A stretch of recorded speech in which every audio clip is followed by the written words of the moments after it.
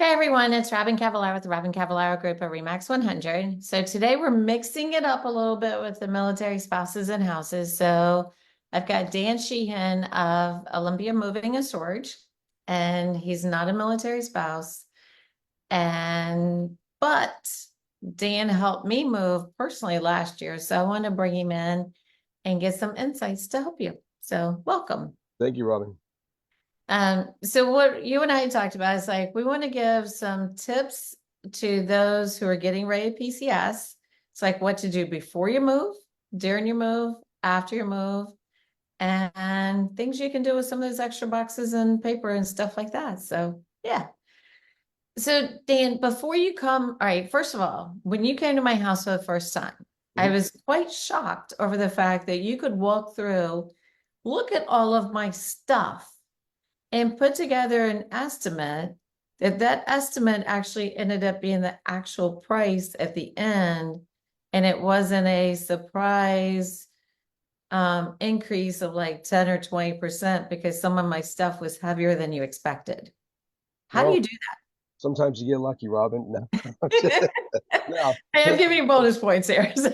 But in all honesty, I mean, so when your house is obviously, it was very well kept. It was neat. It's orderly, which obviously makes it very easy. And you had a plan as to what it is that you wanted to move exactly, or if there's stuff that wasn't going to move exactly, which makes it very easy for us to deal with on the front end. There's a lot of I might or I may not move it, then it makes it kind of challenging to factor that all in and provide an estimate that is relatively accurate at the end of the day. So I think the pre-sorting, having a plan in the front end, goes a long way to making the move as smooth and as efficient as possible.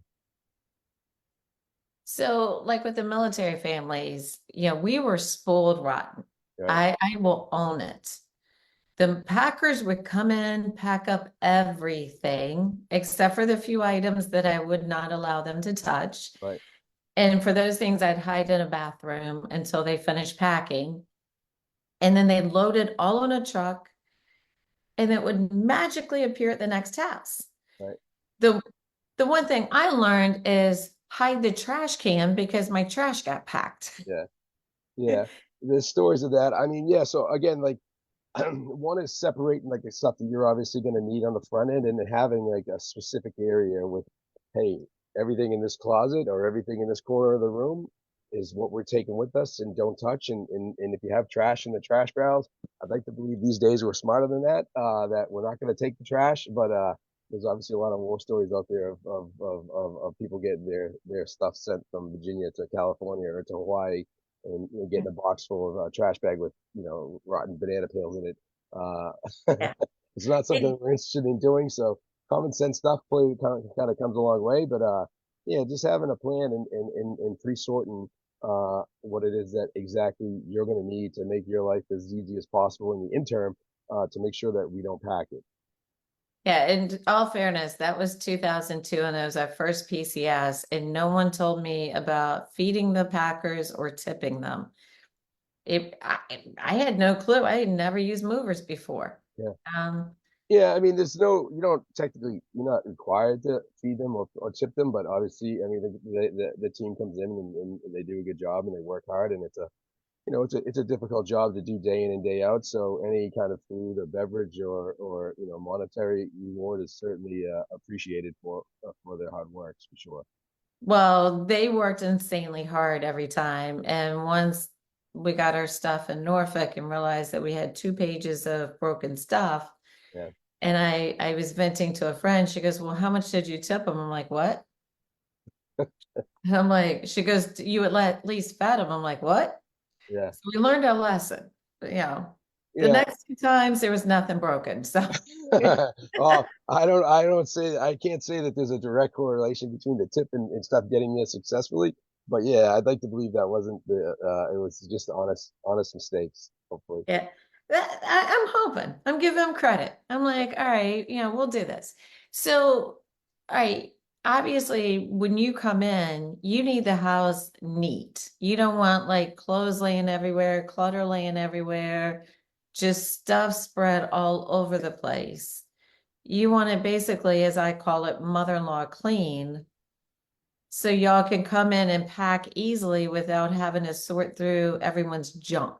Right, and that makes it, I mean, it's obviously a lot of work on yourself on the front end, but at the end of the day, when the stuff gets delivered and you're unpacking boxes, that you have stuff coming out of a box that goes into the appropriate room, as opposed to when there's kind of stuff spread all over the place. At some point it becomes living room and stuff that's put on the box, and who really knows where that's going to go.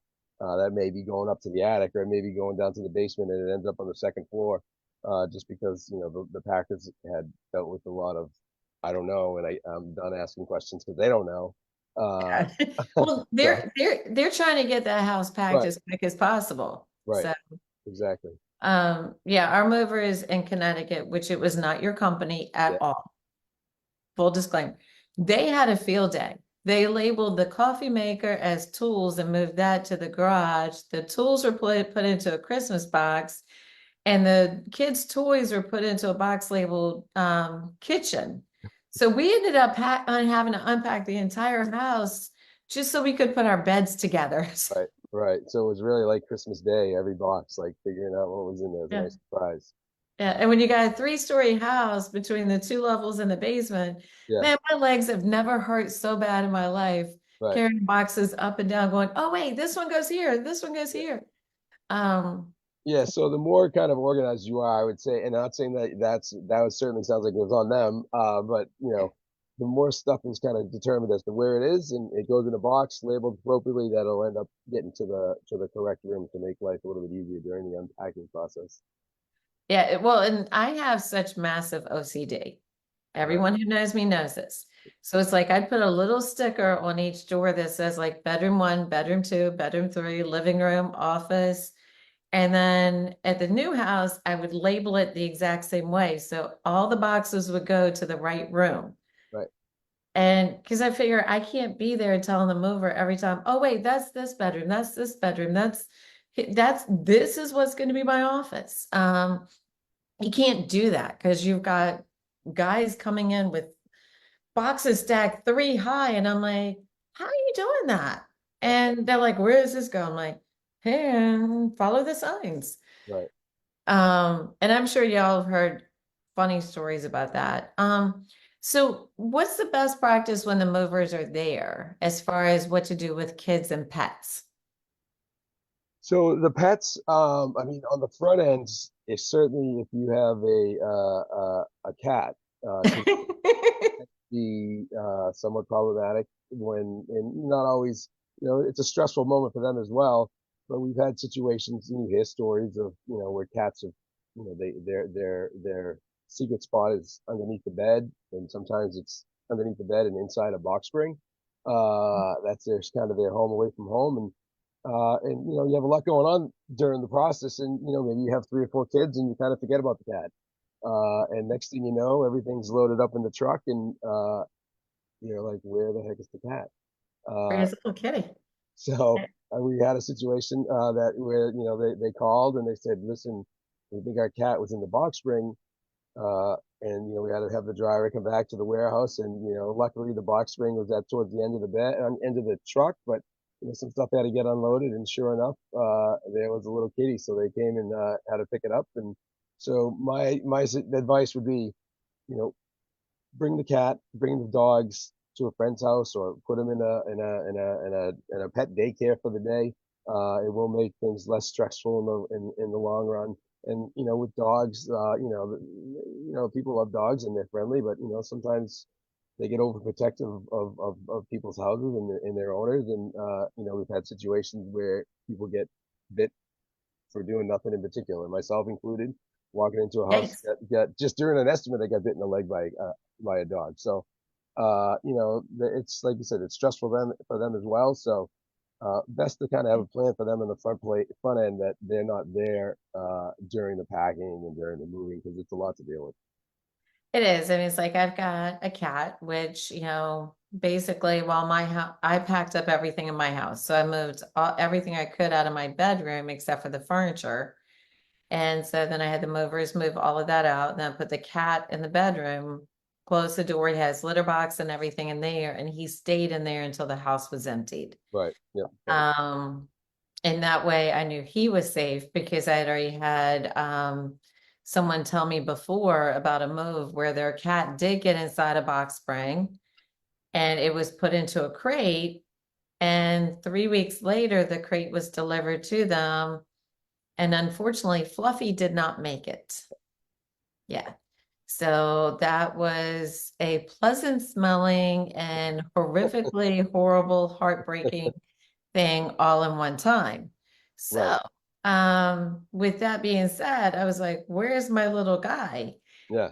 And the whole time they were taking stuff out, if he couldn't stay in my room, I had him on a leash, which, guys, if you've never seen Misha on a leash, it is so cute. And my sister-in-law, Vicky, cracks up every time. So, and like also, I have an autistic son. So the first time we were moving and he's watching all of his stuff go out the door, that was not fun.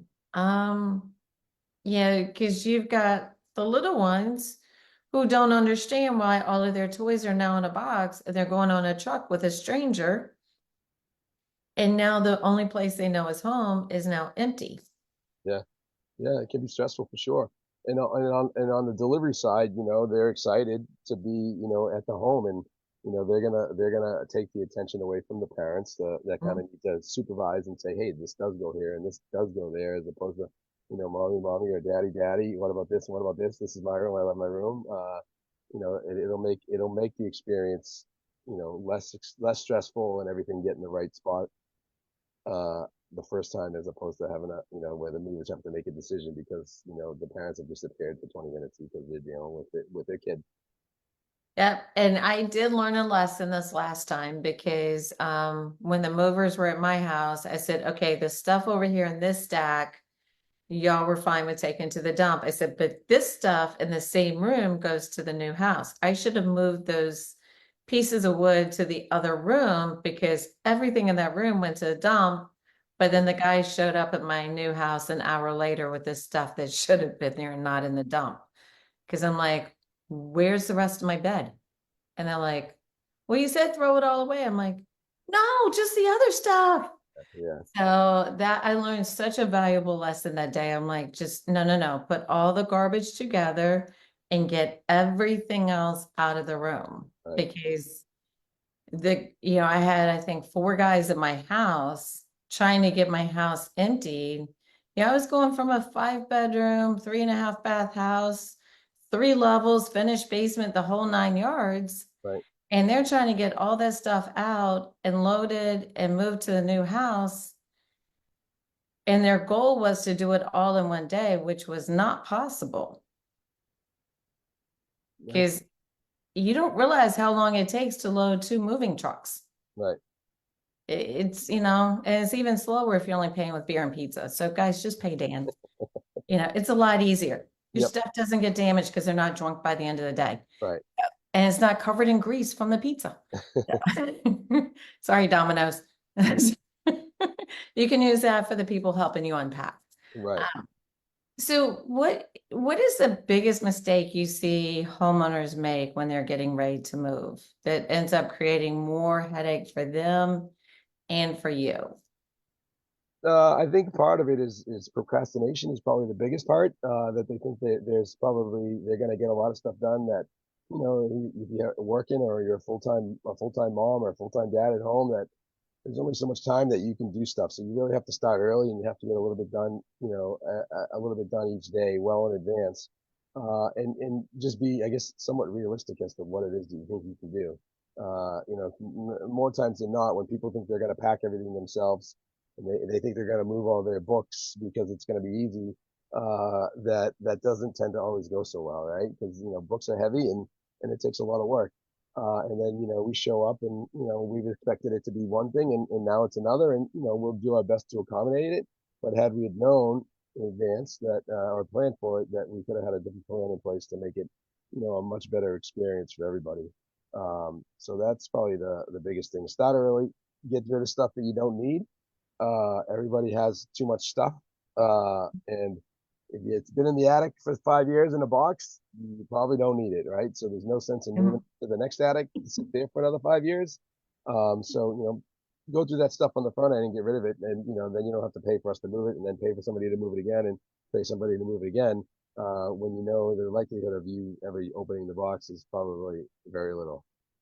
And again, being military, we were spoiled. Right. They came in, they just packed up everything. Yep. And I said, awesome. And then as I unpacked it, I decided, am I going to keep it?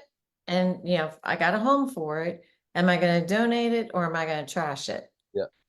Yeah. However, when it was me writing the check Yeah. to move everything, I spent about 4 months going through my house room by room, Perfect. and I decluttered and did so many trips to Goodwill, the other donation places, and the dump, Yeah. that I was like flabbergasted at how much stuff I had in my house that I didn't need.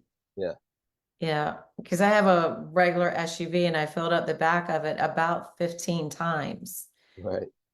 So, and even, my kids are 24 and 26, and I had every toy they ever had. And I was like, okay, guys, you get one bed. If it doesn't fit in here, it goes. So they came home and they strategically figured out how to play Tetris Yeah. and fill that bed. And so I'm like, that's it. Everything else goes.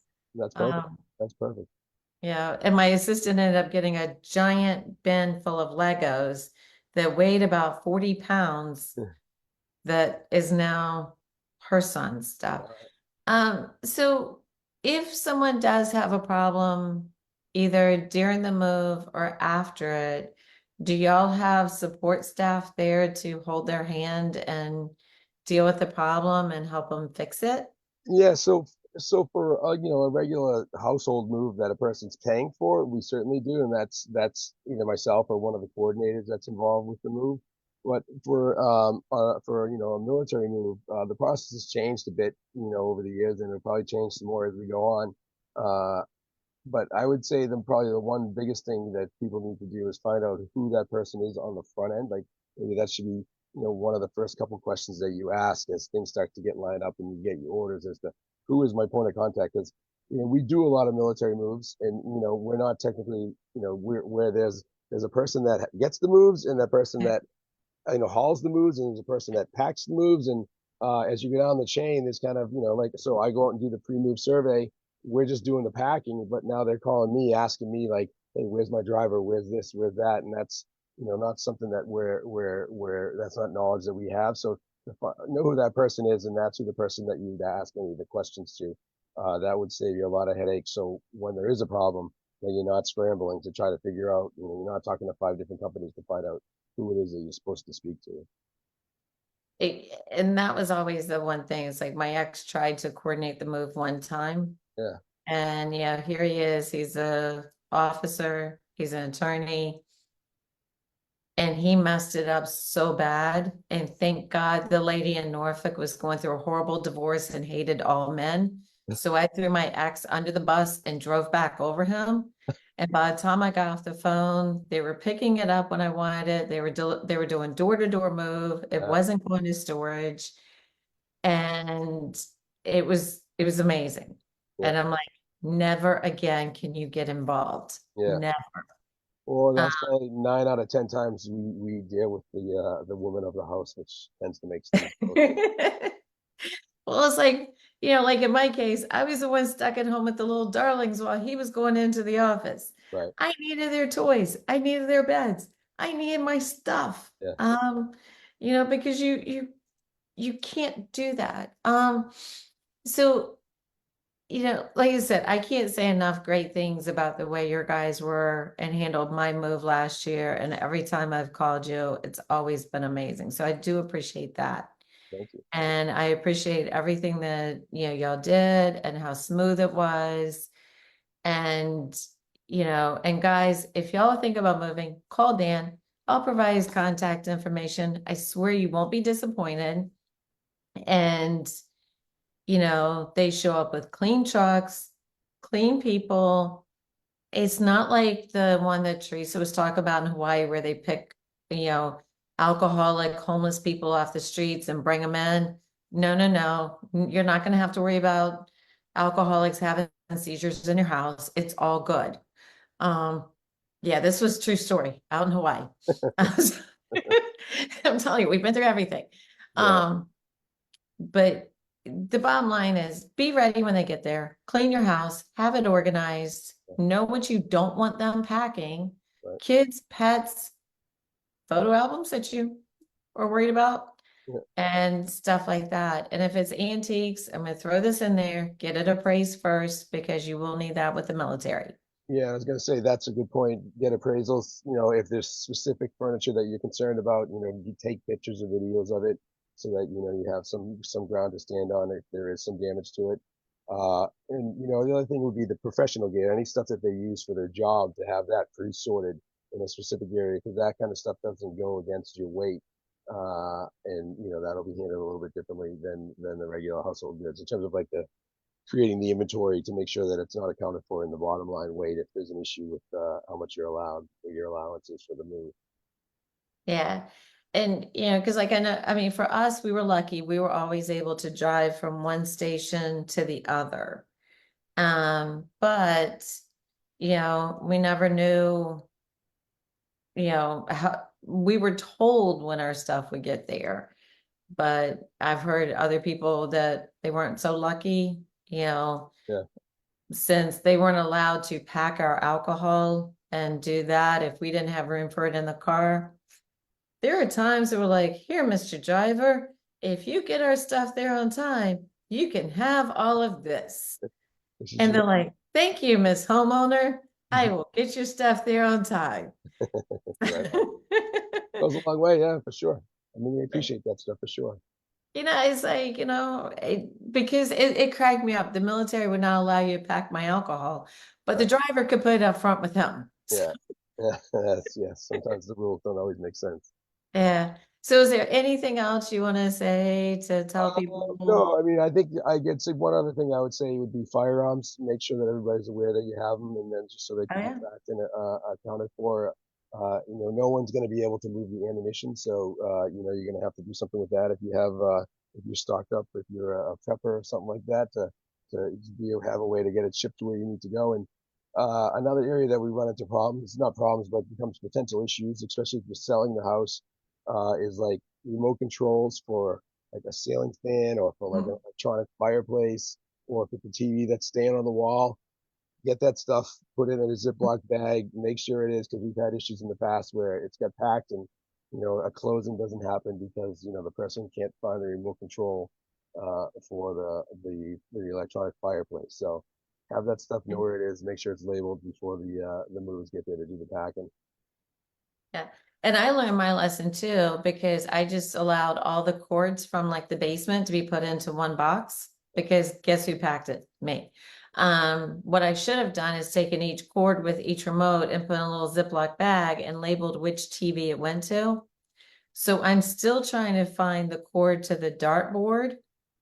So if anyone has I don't know. It's like, do we just play darts without the beeping and scorekeeping because we don't know how to keep score? I don't know.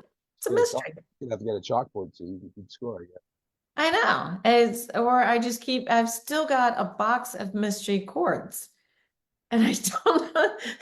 It's like we donated one TV. They're like, do you have the cord? I'm like, somewhere in my house. I'll bring it to you.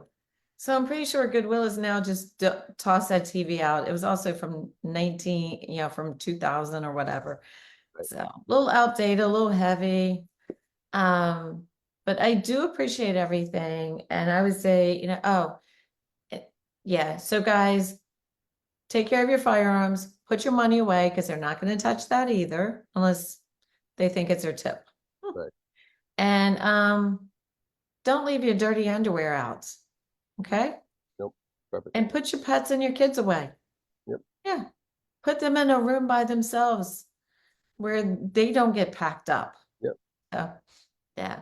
But Dan, as always, I truly appreciate it. And I will definitely, like I said, share all your contact information and then they can reach out to you directly if they need a mover in the area. Awesome. I appreciate it. All right, thanks so much. Have a great day. Bye bye.